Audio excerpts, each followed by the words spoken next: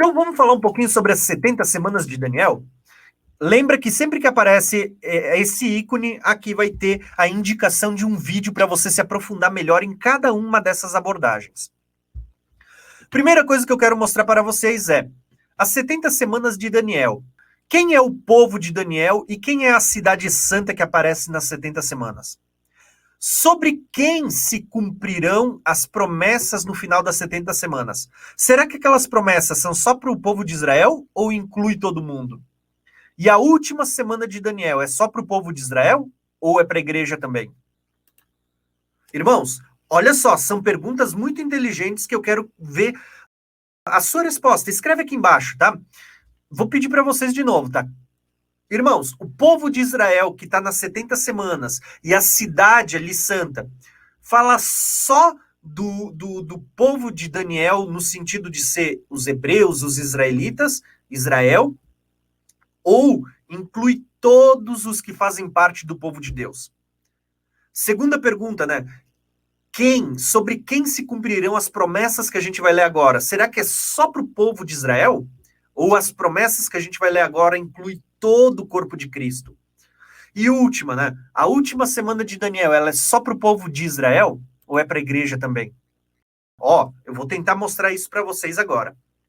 O texto que a gente vai ler se encontra em Daniel 9, onde diz assim, ó, 70 semanas estão decretadas sobre o seu povo e a sua santa cidade. Quem é o povo e quem é a cidade? É a pergunta, tá?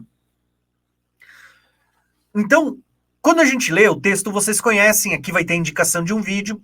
Vocês vão ver aqui, ó, que quando chega na última semana, ele vai dizer assim, ó, depois das 62 semanas, o ungido será morto.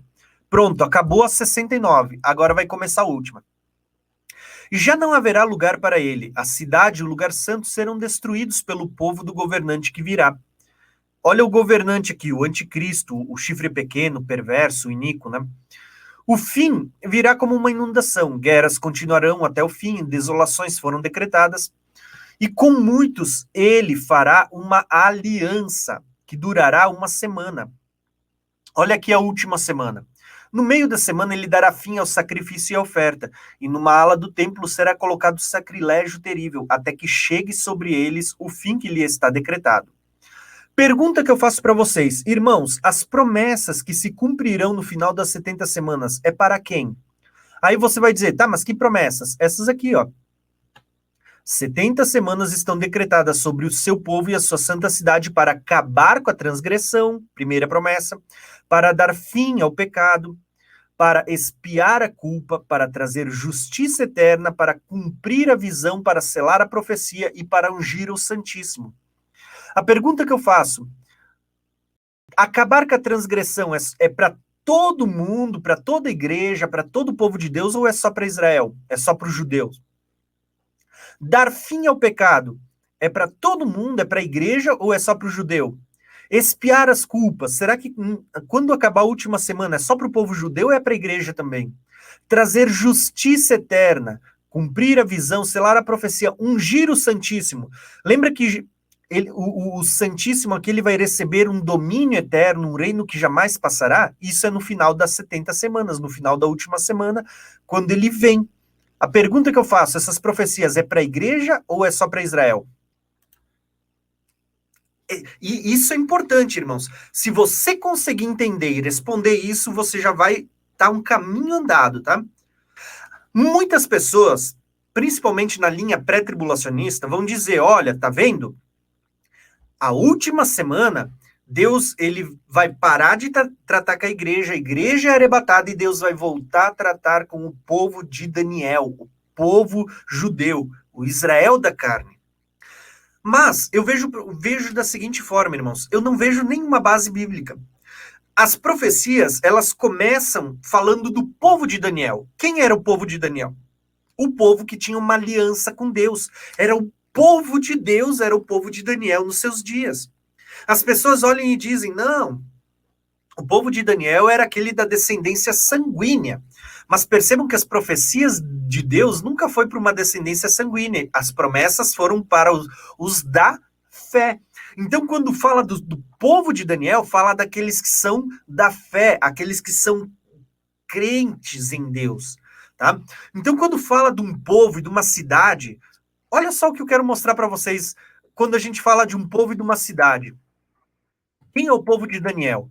Para mim, o povo é o povo de Deus. O povo de Deus era o povo de Daniel. E a cidade santa é aquela que é a cidade de Deus. Então, quando você lê Pedro, Pedro vai falar sobre o povo de Deus. Vejam, porém, vocês são geração eleita, sacerdócio real, nação santa. Lembra que era sobre as 70 semanas são sobre a cidade santa e sobre o povo de Daniel? Olha aqui, ó. Vocês são povo exclusivo de Deus. Antes, vocês nem sequer eram povo, mas agora vocês são o povo de Deus.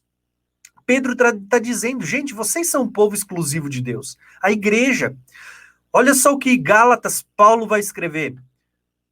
E o que se entende por alegoria, uma tipologia, né, uma sombra. Porque são duas alianças, uma do Monte Sinai, que gera filhos para a escravidão, que é Agar. Ora, Agar é o Sinai, o monte da Arábia, que compreende a Jerusalém que agora existe. Nos dias de Daniel, a Jerusalém que agora existe era a cidade santa. Nos dias de Daniel, era a aliança que estava em vigor nos dias de Daniel. Então, tudo que é profetizado até a semana 69 fala de uma cidade terrena. Até a destruição da cidade santa era uma destruição de uma cidade terrena. Mas quando a gente entra para a segunda aliança, nós temos que ver que agora ele vai falar de uma outra cidade, pois ele diz assim, ó, mas a Jerusalém, que é de cima, é livre, a qual é mãe de todas nós. Perceba que a cidade santa já não é mais chamada Jerusalém da terra, mas é a Jerusalém de cima. Tanto que, depois eu vou deixar no ícone amarelo que eu acabei de destacar ali, uma live sobre a Nova Jerusalém. Por quê? Na Nova Jerusalém, vocês vão ver que quando João vê a Nova Jerusalém, ele diz, eu vi a cidade santa descendo dos céus. Isso acontece no final das 70 semanas, a cidade santa. Agora eu pergunto de novo para vocês, quem é o povo de Deus, o povo de Daniel, e quem é a cidade santa? Ao meu ver, não fala de uma descendência do sangue, da carne, mas Deus estava falando daqueles que têm uma aliança com Deus, daqueles que têm uma comunhão com Deus, que nos dias de Daniel era o povo da velha aliança e que nos dias atuais é o povo da nova aliança. Esses são povo de Deus e esses fazem parte da cidade santa de Deus. Deus nunca quis falar de uma cidade terrena ou de um povo terreno. Isso eram apenas figuras, alegorias para falar de coisas maiores. Para quem não viu, eu vou deixar sugestão de um vídeo onde eu falo desta imagem que está aqui. Vai estar aqui em cima, tá bom? Então, nesse ícone amarelo vai ter a indicação desse vídeo. Só para vocês entenderem, irmãos, vou fazer uma pergunta para vocês. A igreja estará presente na última semana de Daniel? A mesma pergunta que eu acabei de fazer. Ela vai estar presente ou não? Por que eu faço essa pergunta? Porque muitas pessoas vão dizer, não, hoje nós estamos vivendo na era da graça, Deus está tratando com a igreja, mas vai findar essa era, a igreja vai ser arrebatada e Deus vai voltar a tratar com o povo judeu. Primeiro que, se nós estamos falando que a graça é uma aliança superior, quer dizer que Deus vai decair, Deus vai voltar para uma dispensação, porque até para quem é dispensacionalista, que crê em diversas dispensações, crê que tinha a dispensação da lei e que quando Cristo veio a gente entrou para a dispensação da graça. Quer dizer, Deus vai voltar a uma dispensação atrás para voltar a tratar só com o povo de Israel? E não faz muito sentido.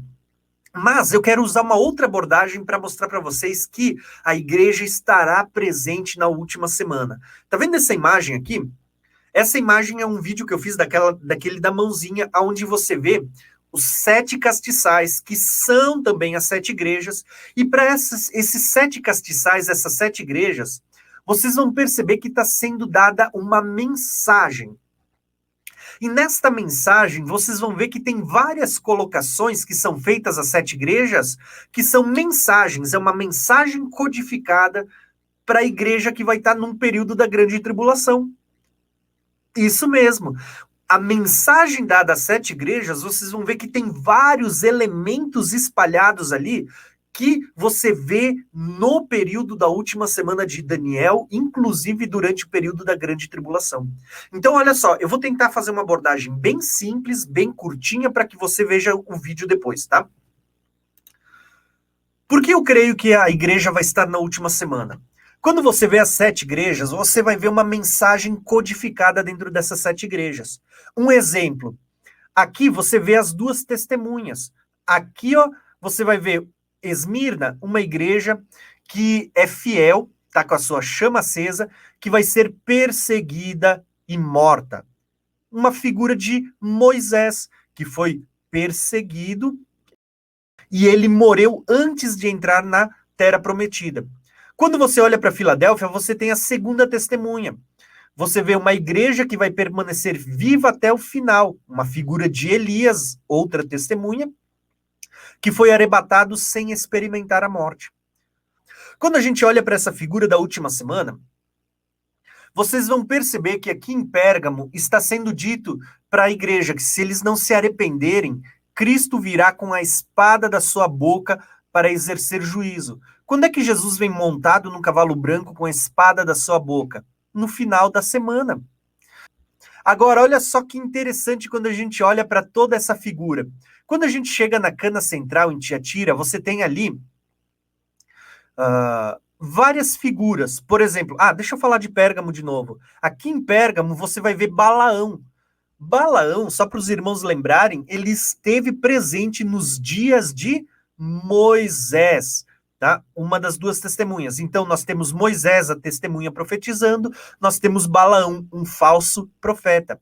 E é legal porque em Apocalipse 13 vocês vão ver ali um falso profeta. Na Cana Central, em Tiatira, vocês vão ver que tem ali Jezabel. Jezabel esteve presente nos dias de Elias, outra das 2 testemunhas. E Jezabel era uma profetisa. Melhor ainda, era uma prostituta. E vocês vão ver que, a partir da metade da semana, vocês vão ver em Apocalipse falando sobre a grande Babilônia, ou a grande meretriz, a grande prostituta, a Jezabel. Tá? E é dito a essa Jezabel, essa grande prostituta, que se eles não se arrependerem, virá uma grande tribulação. Perceba que a partir do meio da semana começa uma grande tribulação. E assim nós teríamos muitas figuras para a gente poder estar falando hoje. Mas eu volto a dizer para vocês, irmãos, aqui nós temos uma figura de 2 testemunhas. Poderia falar até das 10 virgens, mas eu vou deixar para falar em outro slide, tá bom? Porque vocês vão ver todas essas figuras aqui, na mensagem que foi codificada e deixada para as 7 igrejas. Não sei se vocês entenderam um pouquinho, mas o que eu quero mostrar para vocês é o seguinte, irmãos. Depois vocês podem assistir esse videozinho que vai estar ali no link da descrição. Mas o que eu quero dizer para vocês é o seguinte, irmãos. Irmãos, será que a igreja vai ser arrebatada e ela não vai estar presente? Porque muita gente diz, olha, a igreja só aparece até o capítulo 4, depois ela não aparece mais até o capítulo 19. A igreja foi arrebatada e Deus, na grande tribulação, tudo aquilo que está escrito no Apocalipse não é para a igreja. A igreja é só até o capítulo 4. Mas, se você prestar atenção nessa mensagem codificada para a igreja, você vai ver Balaão, um falso profeta, que surgiu nos dias de Moisés, uma das 2 testemunhas. Você vai ver Jezabel, uma grande prostituta, que surgiu nos dias de Elias, outra testemunha. Você vai ver Jesus anunciando que se não se arrependerem, ele virá e batalhará com a espada da sua boca, que acontece no final da grande tribulação, quando ele vem montado em um cavalo branco. Você vê no meio na igreja que está no meio dessa cana central, dizendo, olha, que eu vou trazer uma grande tribulação para vocês, se vocês não se arrependerem. E você vê que daí para frente tem só 3 anos e meio, que é o período da grande tribulação. Então, existem muitas figuras aqui para que eu olhe e diga, não, a igreja não está presente na grande tribulação. Tá?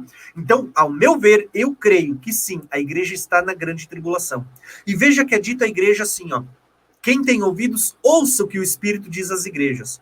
Se você olhar, isso está lá no Apocalipse, quando ele vai dizer: quem tem ouvidos, ouça. Quem tiver que ir a cativeiro irá, quem tiver que ser perseguido e morto, vai ser perseguido e morto, decapitado a espada. Tá? Então, eu não consigo ver a igreja sendo tirada, até porque descaracterizaria toda a mensagem que foi deixada, codificada para essa igreja.